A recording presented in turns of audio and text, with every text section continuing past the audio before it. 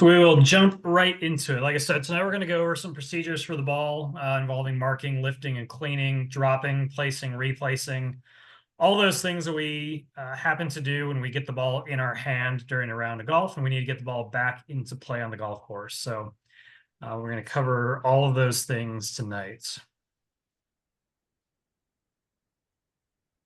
Here's kind of our outline of what we're going to go over tonight.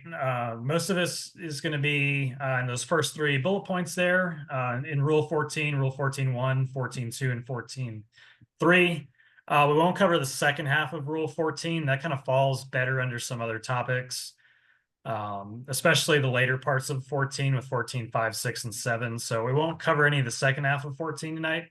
We're just going to focus on those first three, 1, 2, and 3. A little bit of an outline of what the presentation is going to cover tonight, talking about when the ball can be lifted during the play of the hole. So the ball is in play at this point, and talking about when it can be lifted without penalty. When marking is required before the ball is lifted, and when we don't have to mark the ball before it's lifted. 4 times when we lift the ball and we cannot clean that ball once it's in our hand. The requirements for replacing a ball when putting it back into play. And the variety of things that can go wrong when replacing our ball and how to fix them. We need to make sure that we're getting this process right. Second half of this, we'll talk a little more about dropping the ball to put the ball into play and when dropping is required to do it again. How to drop in the right way to avoid penalties. So fulfilling all the requirements of 14.3 to drop the ball in the right way. What to do when the ball is deliberately deflected when we drop the ball or it's stopped by somebody, and does the penalty happen or not? We start off with a purpose statement, and most of our rules start off, and we've probably seen this before in some of our previous presentations with a purpose statement, but Rule 14 also starts off with a purpose statement. It talks about when and how the player may mark the spot, lift the ball, clean the ball, and how we're going to put it back into play so that we play the ball from the right place.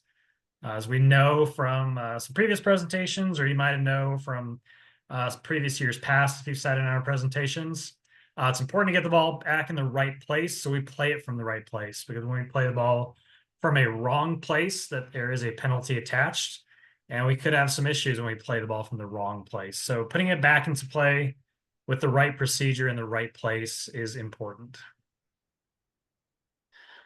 When lifted or moved balls to be replaced, we usually got to use the same ball that we picked up from the golf course, and we're using that original spot.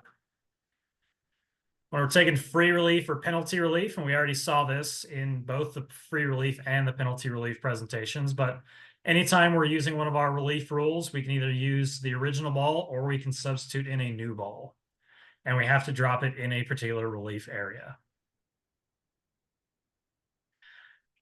Anytime that we make a mistake in any of these procedures, whether we put the ball in place in the wrong spot, we drop from the wrong height, we don't drop in the relief area, and we make a mistake, we can usually correct these mistakes without penalty. But we can only do that before we make a stroke at the ball. We're going to get a penalty, though, if we play the ball from the wrong place. Whoops, go back for a second. We're going to get that penalty, though, if we play the ball from the wrong place, put the ball into play using an incorrect procedure, or don't fulfill any of those requirements to either drop the ball or place it back down correctly. So we got to make sure that we're getting a lot of things right when we have the ball in our hand. I'm going to tackle 14.1 tonight, and then George from our staff is going to take us home tackling 14.2 and 14.3. But mostly, we're going to start off with talking about marking, lifting, and cleaning the ball. So we'll get a few things to go over here. We see a few definitions we're going to tackle: the definition of mark, the definition of ball marker, and then a few different sections there as part of 14.1. Start off with the definition of mark, and it's simply just to show the spot where a ball is at rest and to show us that spot where we need to put that ball back down on the ground. And then all that involves is placing a ball marker either right behind or right next to the ball. And again, this is all this is doing is just showing us where the ball needs to go back down on the ground when we eventually replace the ball. In addition to placing a ball marker right behind or right next to the ball, we can also just hold the club on the ground either right behind or right next to the ball. And that also fulfills the requirement of marking the golf ball. We got to be really careful not to move that club. So we know exactly where to get that ball back down on the ground, but it is possible that we can use a club instead of a ball marker to mark and lift a golf ball from the golf course. We also need to know what a ball marker is, because first, to mark the spot of the ball, we need to know what a ball marker is and what we can use to mark the spot of a ball. But a lot of us are familiar with what we already do to mark a ball. We either use a coin, a tee, a pitch mark repair tool, something really, a small object to do that. The key here is that the ball marker has to be artificial. So we get a lot of questions that ask, can we use a pine cone? Can we use a rock? Can we use a twig? Can we use pine needles to mark the spot of our ball? The answer to all those is no. The key to marking a ball and using a ball marker on the golf course is it has to be an artificial object to mark the spot of that ball. So again, like I said, a coin, tee, pitch mark repair tool, poker chip, things like that we're going to use to mark the spot of a ball. And then there we have some examples as well.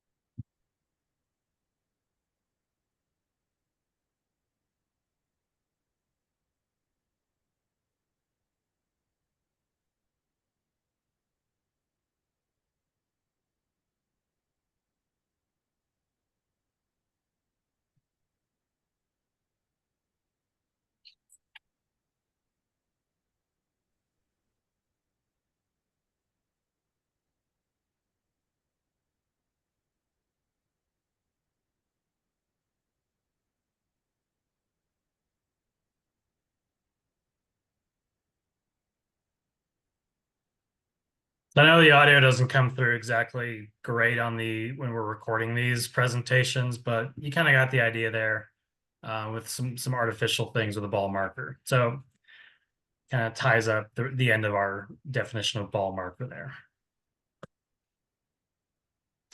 Jump into the heart of 14.1, talking about marking, lifting, and cleaning. That when we're talking about marking, lifting, and cleaning, we're talking about the deliberate lifting of the ball at rest to do any of these things. Either actually we're putting down a ball marker for a purpose, we're meaning to lift that golf ball, and we're doing these things deliberately.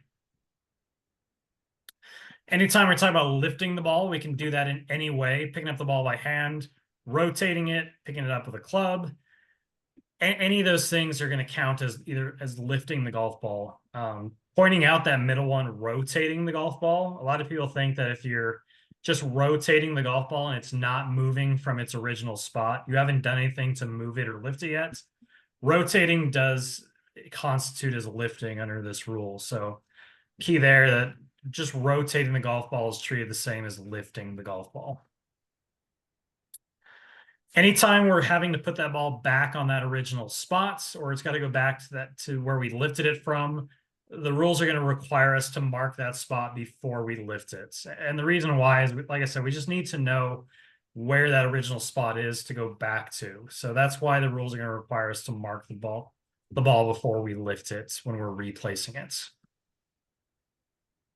And again, we saw this in the definition of mark. It means to place a ball marker either right behind or right next to the ball, or that club on the ground, same thing. So after replacing the ball, so we've done the marking, we've done the lifting, doing whatever we need to do in between there, and now we've replaced the golf ball back down on the ground. Before we make that next stroke, we have to remove that ball marker before making the stroke. I think I've mentioned this probably in a presentation or two from the past, but just simply marking the ball and putting the ball marker down on the ground next to the ball doesn't necessarily do anything. All of the things that we're dealing with when we're dealing with the ball, it's the actual lifting and replacing that is changing the ball being in play or out of play, or either being marked or lifted or replaced. So the ball marker is simply just a tool. It's the actual action of what we're doing with the ball that changes its status. So once we've replaced the ball, but the ball marker is still there, our ball is back in play. We've returned the ball back to play. But before we make that stroke, we still have to remove that ball marker before we make the stroke. If we leave that ball marker left in place and we go on to make that stroke, we're going to have to add a penalty stroke. Anytime we're taking relief under a rule, so we're usually in this case, we're lifting that ball and we're going to go somewhere else because we're going to be dropping the ball, not on the original spot. We're going to go drop the ball somewhere else. So anytime we're taking relief under any of our rules, whether it's free or penalty relief, we're not going to be required to mark the ball before we lift it. And again, this is just the reason we're not putting it back down in the same spot. We're going to go back to, we're going into a new spot now. So we don't really care about that original spot so much anymore. Now we know what it talks about to mark and lift the ball. There's a few requirements though when we're marking and lifting, and one of those requirements is we need to know who can do that action. So who is permitted to lift the ball? So if we looked into this rule or the second part of 14.1, it's going to tell us that there's going to be a limited number of people who can do that. So the player's ball can only be lifted by either the player themselves.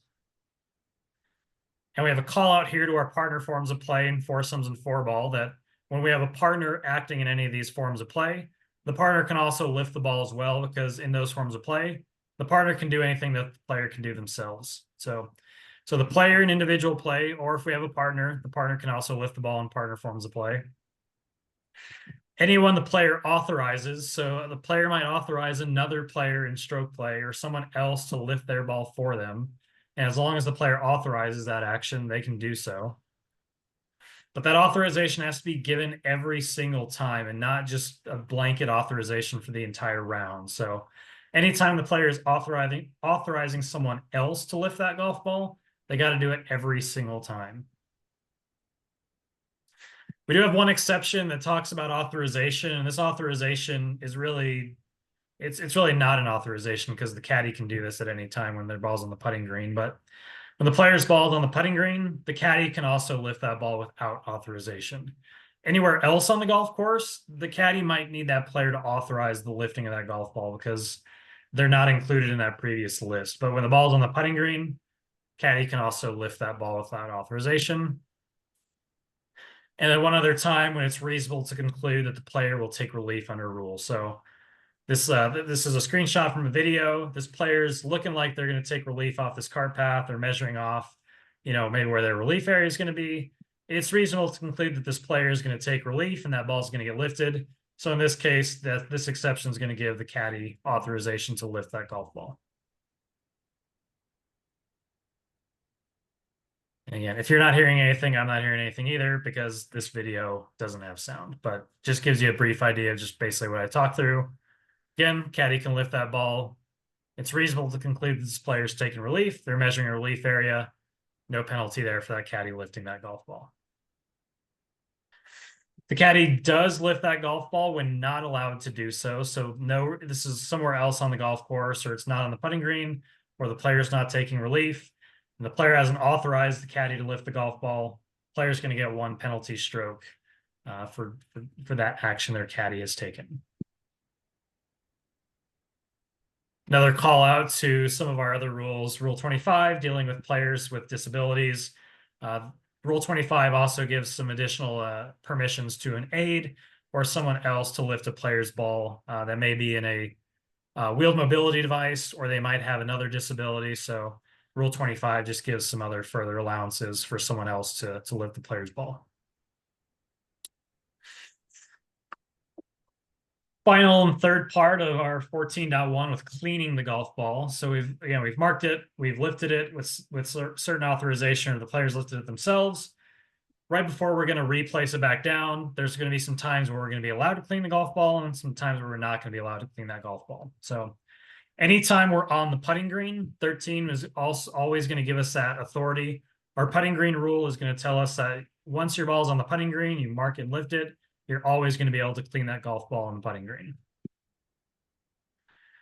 We might have some times where we lift the ball somewhere else on the golf course, and in these times, we might have a good reason to lift the golf ball. So the rules are going to allow us to mark and lift the golf ball with no penalty. But in these certain times, we might not be able to clean that golf ball just because of a certain situation. So anytime the ball is lifted from somewhere else on the golf course, we're usually going to be always able to clean that golf ball. However, we have 4 situations where we're not going to be able to clean that golf ball. If we're lifting that golf ball to see if it's cut or cracked, we're not going to be able to clean that golf ball.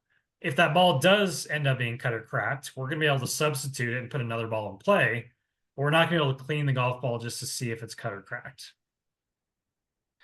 Anytime we're lifting the ball to identify it, we're only going to be able to clean it to the extent necessary to identify it. So if there's mud covering half of our golf ball, but we really only need to see if our blue dot is right next to our number, we're really only be able to clean in this case enough to see that blue dot. We're not going to be able to wipe that whole golf ball clean. If it's interfering with another player's play and that other player has asked us to mark and lift that golf ball to remove that interference so they can play unobstructed, we can do that, but we're not going to be able to clean that golf ball while it's lifted to remove that interference of play. And then finally, if we go on to check to see if we're in a condition where we might be able to get relief or relief is allowed, we're not going to be able to clean that ball just while we're checking to see if that condition applies. If we do discover that we do get relief and we're in a situation that entitles us to take relief, we then can go on to either clean that ball or substitute a new ball. But while we're just checking to see if it lies in a condition that we're going to get relief from, there's no cleaning yet. If we clean our golf ball when not allowed in any of those previous times, we're going to get 1 penalty stroke, and we got to replace the golf ball if it was lifted. And most likely than not, we're going to have to replace the golf ball anyways. But if we clean that golf ball when we were not allowed to do so, we're going to have to add a penalty stroke. And again, just another call out to our partner forms of play with foursomes and 4-ball. Partner can do anything that we can do. So if a partner wants to clean our golf ball, again, wants to lift our golf ball, mark the golf ball, we're going to treat those all as actions that the player has taken themselves. George, any quick questions regarding first part of 14 here before I pass the baton? Yeah, I think we had one quick question from Don. A little bit facetious, but he asked if hubcaps are okay for marking your ball. And the answer to that, Don, is yes, if it fits the definition of being a ball marker, it is within the rules. However, of course, the bigger the item you use to mark your ball, the harder it is to place that ball back on its exact spot. So I hope that answers your question. But yes, look, give me 1 second and I'll share my screen here. Okay, just like I said, George is going to kind of take us to the rest of this presentation with 14.2 and 14.3. And we're going to learn about either replacing the ball on the spot, and then we're going to get into dropping. So I will mute my mic, and George, the floor is yours. Thank you, Lewis. So, yep, as we get into 14.2 here, it's rules talking about replacing the ball on the spot. So we're going to be getting into the definition, a little introduction to the rule, and then the 5 parts of the rule. So this rule applies whenever the ball is lifted or moved, and the rule requires that the ball is replaced on the spot. There are several scenarios where your ball is either being dropped or replaced, and this is one of those scenarios where it's being replaced. The definition states that it's to be set down by hand and letting it go with intent to be in play. This is one of those scenarios within the rules where to replace the ball, there has to be intent. You cannot accidentally replace the ball. So as you can see here, it is not in play if you accidentally replace it or go through that. So it has to be placed on a specific spot where the ball must be replaced, known as its original spot. And there are certain scenarios under Rule 25 that relate to disabled golfers who allow them to replace the ball in certain different ways and potentially have assistance replacing that ball. So 14.2a gets into the original ball must be used. Now, there are several scenarios in the rules of golf where you'll hear the term the original ball or another ball may be used when in replacing. However, replacing the ball, it has to be the original ball. The exception, of course, is when another ball may not be used. Now, I'm not sure if the video is going to play, but you'll see here, Ian Poulter marks his ball there, He goes to pick it up and he accidentally scoops it into the water. Now, the ball there cannot be retrieved with reasonable effort, and therefore he is allowed within the rules to use another ball or replace that ball. Another scenario is where the ball is cut or cracked. These are very similar to what Lewis talked about in 14.1. If it fits that scenario, you're allowed to replace the ball. The other third situation is where player's been resumed after it's been stopped. Say you have had a rain delay, you washed off the course for one afternoon. When you come back the next morning, you're allowed to use a different ball in that case. And then lastly is when your original ball has been played by another player as a wrong ball. You're not expected to go and retrieve that ball that your, say, playing partner has hit there. You are okay just to replace that ball and keep playing with the hole. So 14.2, who must replace that ball and how must it be replaced? Like most things in rules, there are certain limitations on how that ball must be replaced, who can that be replacing.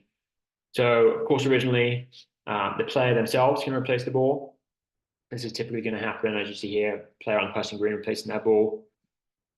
In 14.4 ball, the partner also sort of fills into a very similar position as the player themselves. So a side, anyone in that side can be replacing that ball. Next is any person who lifted that ball. So you might see this more often at the professional level where you hit a ball, goes in sort of the gallery sort of side of the golf course. You may see a spectator pick up that ball. They are allowed to then replace the ball on where the estimated spot was. Or another scenario is your playing partner accidentally picks up your ball thinking it was their ball. They are then allowed to replace that ball.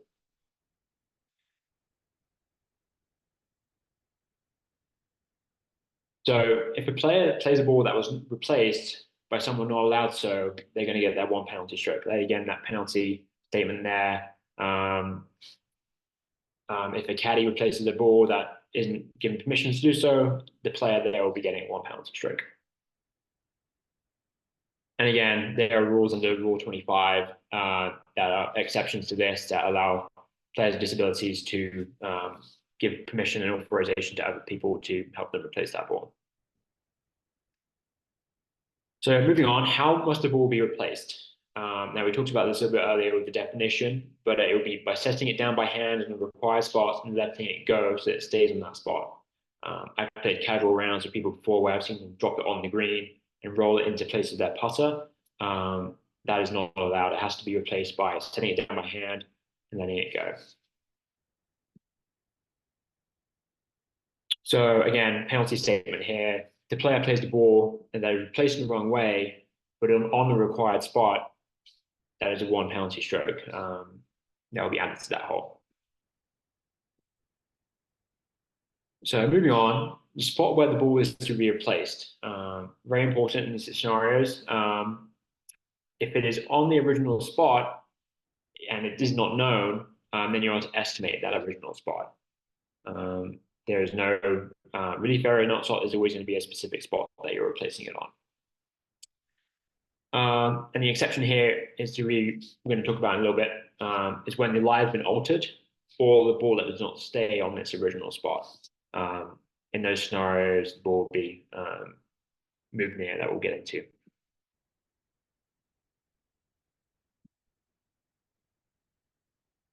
So the spot where the ball is to be replaced, if the ball is on, under, against, like we say, a immovable obstruction, integral object, boundary object. Here we have an example of a ball sort of in the growth of the tree there.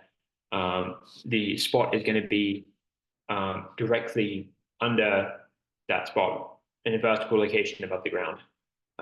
So this is a very good example where you see the ball above the ground. The original spot is directly below it.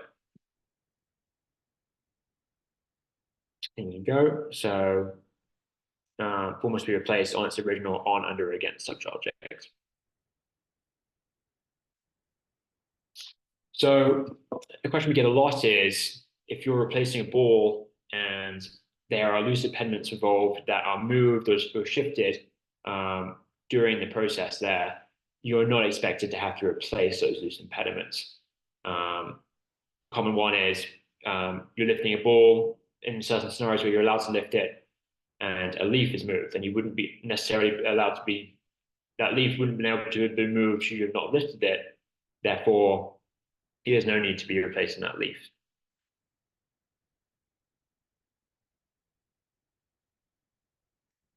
There's restrictions on moving loose impediments here is falls under 15.1, and there's the exception there. So like I said, there are certain exceptions where you don't have to replace the ball on the original spot. This is one of them where the original lie was altered. So if the original lie of the ball has been altered in a way, we're going to get into how to replace that. So if the ball is in sand, whether in a bunker or elsewhere on the course, you must estimate the original spot and recreate that lie the best you can. Now, the rules allow you to give yourself a small pass of the ball to keep that visible in order to play the shot. If your ball's buried and you find it, you're not expected to then rebury it completely, but only to the extent that where there's still a pass of the ball visible. And again, a penalty statement here, if the player plays in the right place but fails to recreate that lie to the standards of the rule, they'll be getting the general penalty there. And next, we're talking about anywhere except in the sand. So we have an example here where a ball was run over by a golf cart. They are to replace the ball by placing it on the nearest spot where the lie is most similar to the original lie. You're not expected to put it right on that spot back in the hole, but simply the closest location that is most similar to the spot is the place where you should be replacing that ball. And there's some limitations here where it's to be within one club length, no nearest to the hole, and in the same area at the golf course. So if the player knows the original lie was altered, but does not know what the original lie was like enough to estimate it, they are, so they're going to estimate that lie under the last two scenarios we talked about. The exception for lies alters here are, again, when player stops or when the ball has been lifted for a substitution of ball.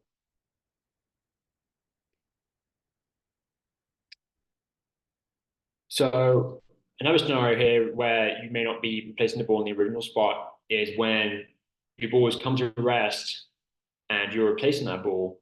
However, it does not stay on that original spot. I think we have a video here coming up just to sort of elaborate a bit more.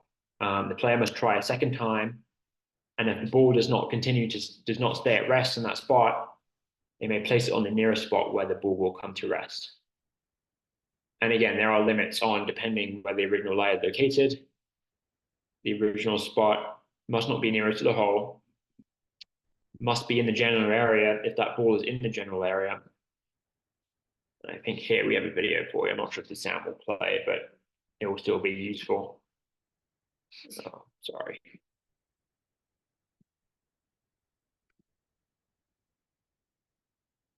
Oh, maybe it's not going to work today. Sorry about that, folks. But the example here was Phil Mickelson. I think this is at Pinehurst.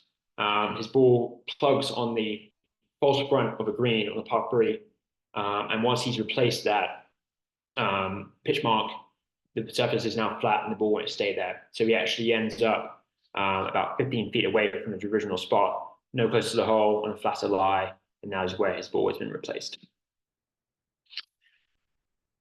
So the next sort of caveat here is when the original spot is in the bunker or the penalty area, the nearest spot must be in that same area of the course. So a common example here is balls up against a rake of a bunker. When you're lifting that rake, the ball will roll down the slope. You're then to replace that ball on its original spot where it was resting against a rake. Here we go. And then lastly is when the original spot is on the putting green. the nearest spot where the ball must rest can be either on the putting green or the general area. Now, I know in the last couple of sort of clarifications where the ball has been in the same part of the course, but in this scenario, with the ball on the putting green, you're able to, if the nearest spot where it will come to rest is on the fringe, for example, you are then okay to replace the ball on the fringe. Again, no video, I'm afraid. And then onto the penalty statement. If you played the ball from the wrong place, then that's a general penalty, as you will see in many parts of the rules.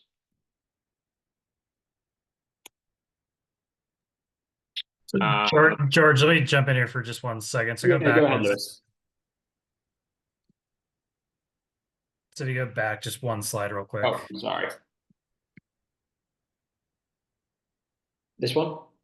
Yeah, so just wanted to clarify the way that you would end up with a general penalty in this scenario with when replacing a ball or the ball's not staying on the original spot. If you're trying and you're trying and you're trying to get the ball to be replaced on that original spot, we saw previously that we're gonna have to try and find that nearest spot to get that ball to stay at rest. If we immediately just jump to going way far away to trying to replace this ball and get it to stay at rest, that could possibly be getting to a wrong place.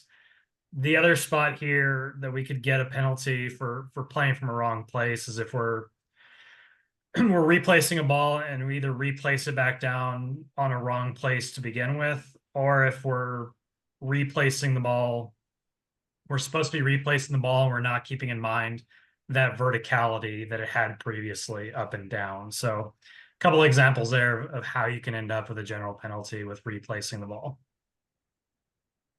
Sorry, good. I'll let you continue. No. Please, I'm happy you jumped in.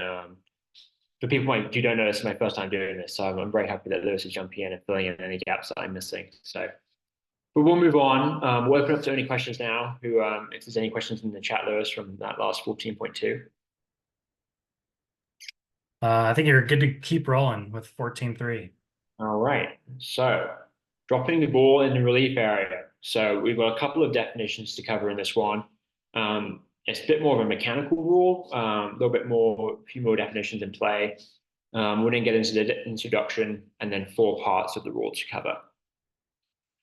So, the drop.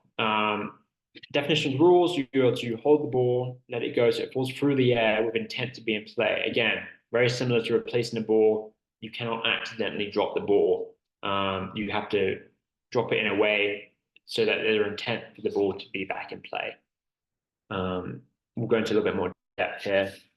Like we said here, without intending the ball to be in play, the ball has not been dropped. So even if you're going through the process, you accidentally drop the ball, it may fill the parameters of the rule, but if you haven't meant to drop it, that doesn't count. So each rule will specify a relief area. Now, there are a couple of examples here. The ball must be dropped and come to rest in the relief area. So that means that the ball is hitting the ground in the relief area and is not leaving these relief areas. So a common example here is an embedded ball, a normal course condition, a playable lie. We'll get into them all in a bit more detail shortly, but these are just some examples of a club length relief area. So a bit more detail onto the drop. The rules say that it has to drop straight down without the player throwing, spinning, rolling it, or using any other motion that really might affect that ball will come to rest. The real point of this definition is you're not really manipulating where the ball is going to come to rest. You're not really like doing anything that may impact where the ball's going to finish. It's really just should be an impartial drop straight down where it finishes. And it's not to touch any part of the player's body or equipment before it hits the ground. Big underline there on the before. We'll get into that a little bit later, but if the ball hits any body or equipment on the way down, you're then to re-drop that. So moving on to the relief area. Again, an integral part of the rule here. It is the area where the player must drop a ball and take relief under the rule. The exception here is back on line relief, and this was something that changed in the last rules iteration, where the relief area hasn't been distinguished until the ball has hit the ground. So again, I think we covered that in a little bit more detail coming up. So each relief rule will define a specific relief area. So whether it's, again, taking relief from an abnormal course condition or another example, that rule will always define what the expected relief area is to be. Now, there are three factors that are involved. There is the reference point, size of the relief area measured in the relief reference point, and then there are limits involved too. So just to break this down, in the top right corner, you have abnormal course condition. Here, the relief area is your nearest point of relief, and that is where your reference point is, followed by one club length no nearer to the hole. Here, the reference point is the ball. When you're taking unplayable relief, you're defining two club lengths no nearer to the hole from the position of where that ball is. And then lastly, on the right here, an embedded ball, the reference point is directly behind the ball there.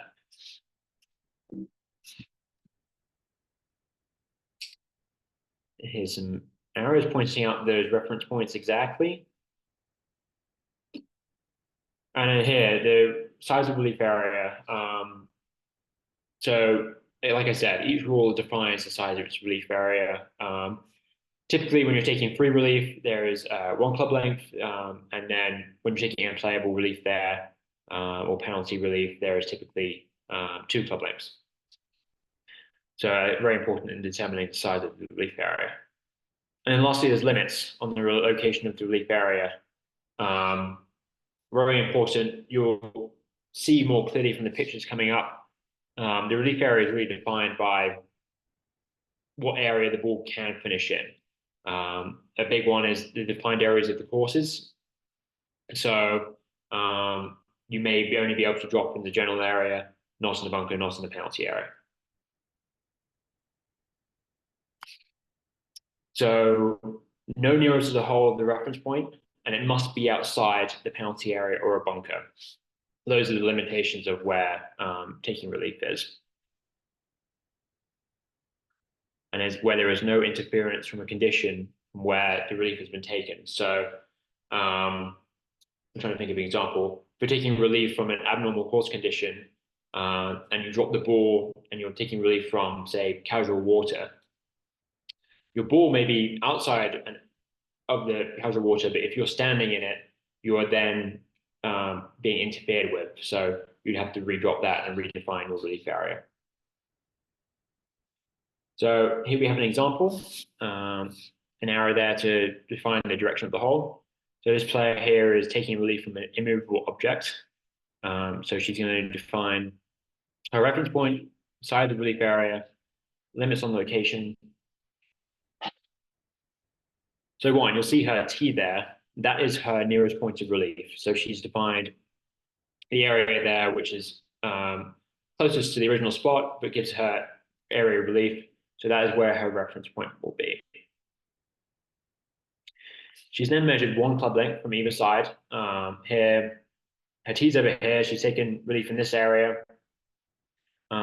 She could also have gone the other way, although it would have limited her size of the relief area. So you'll see here that there are limits on the relief area. So in this case, must be in the general area.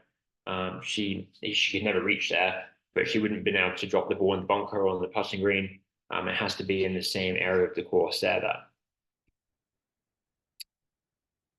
And it must not be nearer to the hole than the reference point. So we saw earlier, this was a full 360-degree circle.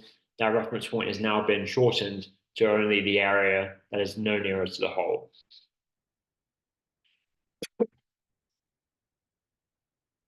And lastly, there must be complete relief from all interference. So she could not drop the ball and still be standing on that abnormal course condition there. She would have to drop again. So now we're going to cover back on line relief. You may use this relief option when you're taking relief from a penalty area or perhaps unplayable playable eye. You will drop the ball in a location allowed by the rule, using the spot where the ball first touches the ground. This creates the relief area. So I'm not sure if you saw recently, there was the Rory McIlroy penalty at Pebble Beach a few weeks ago, and he actually fell foul of this rule where he marked the spot on the line, and then he took the club length in either direction. And that's where he got into trouble because the relief area hasn't been defined yet. So he dropped the ball off the line, and therefore that was an improper drop because the ball didn't land on the line. So once the ball lands on the line, there is then one club length in any direction from that point. That is when your relief area is being determined there.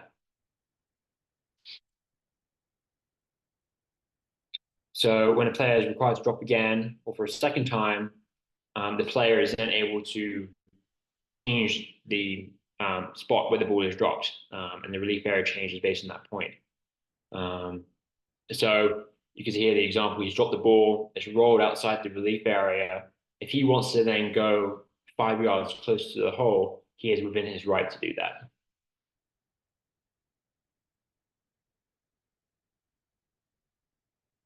And a big point here is he's able to drop in a different area of the course. So if he wanted to drop that ball in the bunker or in another area of the course, he is well within his right to do. It does not have to be in the general area.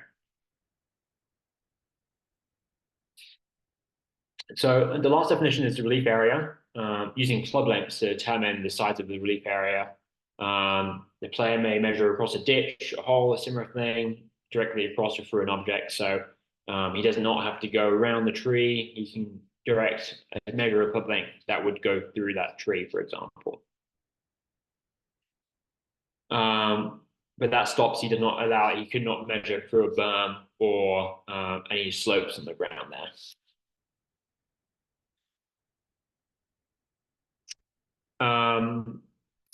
One slight thing here is the committee procedure. Committee is able to define a dropping zone in the relief area when taking certain relief. That is one. So you may have heard of drop zones. That's where this will come into this rule. Important definition here for club length. Again, very important for relief area. It has to be the longest club in the bag other than the putter. So if you're a player who uses a broomstick putter, unfortunately, that would not be allowed to count as one of your longest clubs there. And this is used to define tearing area and also the relief area within the rules. Little diagram. So here you'll see from the butt end of the club to the toe end of the club. It doesn't matter that this bit's off the ground, it's simply the maximum length for that club. And another note here, any attachments to the end of the grip is not part of the club. I know nowadays you can get devices that fit into the top of the grip there. That does not sort of count towards the length of the club there. So 14.3, dropping the ball in the relief area.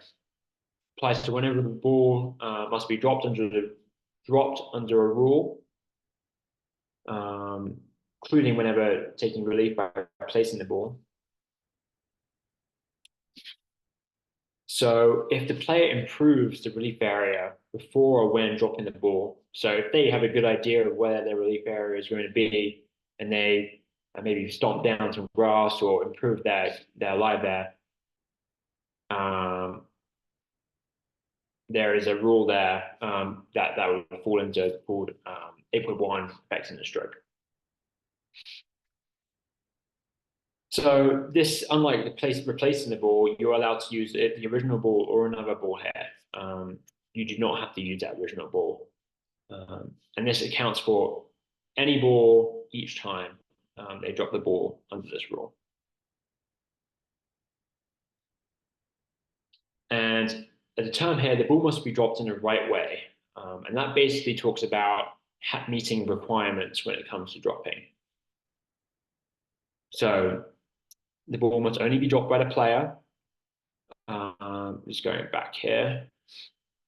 In foursomes and four ball, the exception is the partner there may drop the ball. But the player's caddy or anyone else may do so. So even if the player gives permission to the caddy, it doesn't matter. Only the player or their partner may drop that ball. And once again, this is where Rule 25 comes in, where players with certain disabilities may allow another person or give authorization to someone else to drop their ball for them. So the ball must be dropped straight down from knee height without touching the player or equipment. So again, this brings in the definition of dropping a lot. Knee height is, we're going to talk about in a bit. You'll see some examples here on the right. Again, we're talking about just a straight drop, no spinning, rolling, no deliberate attempt to affect where the ball may come to rest. And again, does not touch any parts of the player's body or equipment before it hits the ground, all falling within that definition there. So this is an important thing to note where knee height means the height of the player's knee when in the standing position. You can see here from the picture, you do not have to be in an erect position there. You do not have to be standing up while taking this drop. As long as the ball is dropped from your knee height, that is considered a good drop. You do not have to be standing or any other requirements when taking that drop. Again, further Rule 25 stipulations there.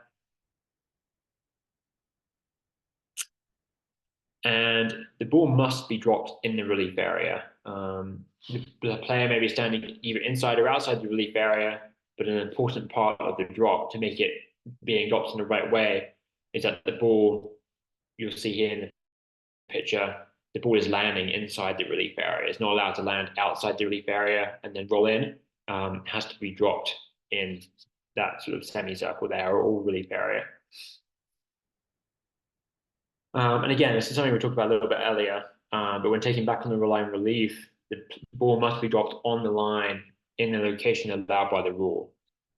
So once again, if you're dropping the ball within one club length but off the line, that is not allowed. The ball has to be hitting the ground on that line. So an important thing, mistakes happen. What happens if you drop the ball in the wrong way? So the rules sort of give you a little bit of leeway here. The player must drop the ball again in the right way, and there is no limit to the number of times the player must do so. So it doesn't really matter how many times you get it wrong, but you must keep trying until you get it right. And a ball dropped in the wrong way does not count as one of the two drops required before a ball must be placed. So if you're in a situation where you know you want the ball to be placed, you cannot take bad drops in order to fulfill those two drops. They simply do not count. So you have to have two balls that are dropped in the right way before you can place the ball under that 14.3C rule. So if the player does not drop again and instead makes a stroke from a ball where it came to rest after it being dropped in the wrong way, unfortunately, there is a penalty there. If you have played from the relief area, the player only gets one stroke. However, if you have incorrectly dropped the ball outside the relief area, very sort of similar to playing from the wrong place, you're going to get the general penalty there. So there are definitely scenarios where a player can drop it badly, accidentally luck out that the ball ends up in the relief area, and they get the one-stroke penalty. So an important clarification there that could be the difference between a one and a general penalty. So ball must be dropped in the right way to come to rest in the relief area. This only applies to a ball dropped in the right way. So again, if the ball is dropped incorrectly, still ends up in the relief area, that is still incorrect. So here to fill that definition, the player has completed taking relief from the ball in the right way, has come to rest in the relief area. So if it hasn't hit the ground, it hasn't touched equipment, it's been dropped in the right way, no outside influence, only then has the ball been dropped correctly. It doesn't matter if the ball ends up in the relief area, it has to hit those points when it's been doing so. You can see a little graphic there of her dropping the ball. One thing I want to emphasize here is it does not matter that when the ball, after hitting the ground, touches the person or equipment or any of the outside influence before coming to rest.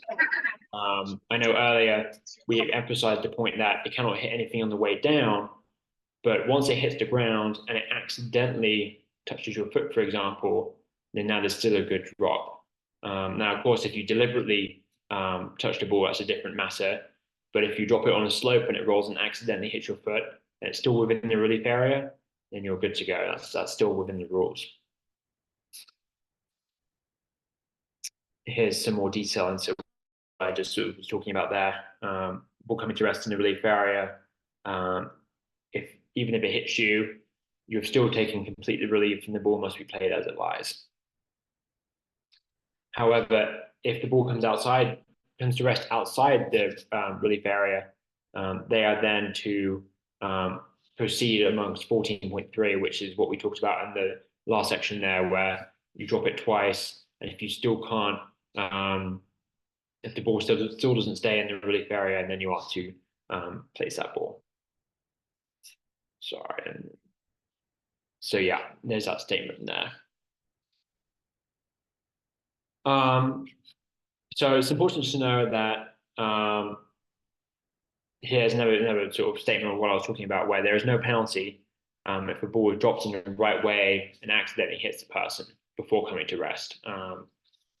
Accidents happen. The rules have sort of alleviated that. So there is no penalty and the ball is in play. The one exception is, like we talked about, is when this is deliberately deflected or stopped. If you see your ball rolling towards a sort of unpleasant sort of part of the relief area and you touch it or deliberately deflect it, then that is going to fall into 14.3 there, what to do if the ball is deliberately deflected.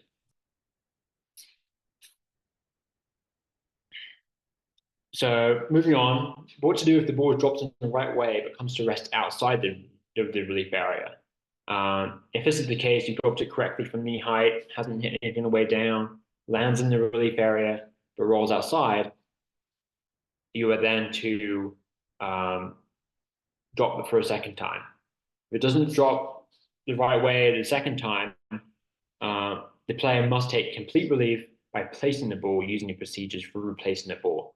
So I think if you drop the ball, hits the ground, rolls outside, you do that twice correctly, you're then entitled to place that ball.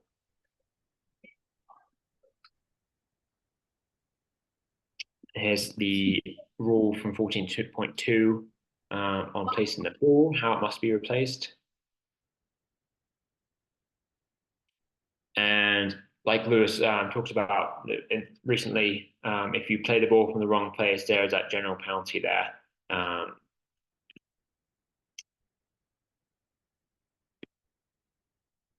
So, ball's dropped in the right way.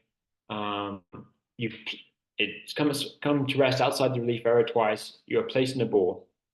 You are placing that ball on where the ball will hit the ground for the second time. So you dropped it once, it's rolled outside. You dropped it twice, it's rolled outside. You're placing that ball on where it hit the ground there.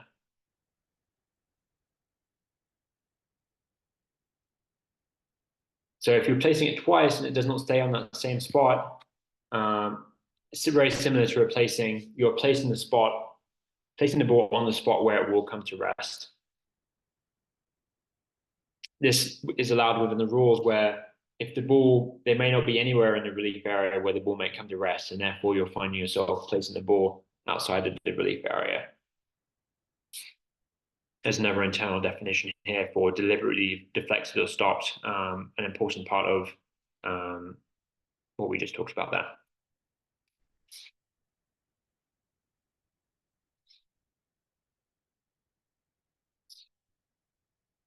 So when a ball is dropped in the right way and deliberately deflected, player must drop the ball again. And until it is dropped in the right way. The ball that has been dropped and deflected does not count as one of your two drops required. And if it is deflected or stopped by anyone other than the caddy or the player was deliberately deflected or stopped by any player or their caddy, the player gets a general penalty there. So it's an important one to note.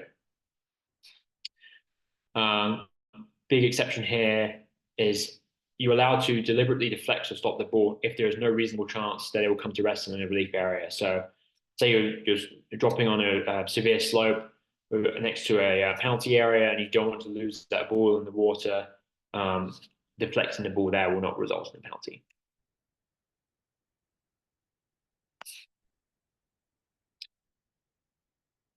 So the drop ball is treated as having to come to rest outside the relief area and counts as one of the two drops there. And of course, our penalty statement here, playing for a ball from a wrong place, playing a ball that is placed instead of dropped, both of those result in a general penalty. So there's some further rules here for foursomes and four ball play. Again, the general sort of idea is that when you're playing as a side and you have a playing partner in foursomes or four ball, the majority of things that the player can do, your partner can do there as well. So I think we just about finished on time. I don't suppose we have any questions here, Lewis. I think a couple minutes left before the top of the hour, but I think that is the end of 14, 1, 2, and 3. At this point, we'll go ahead and end the recording.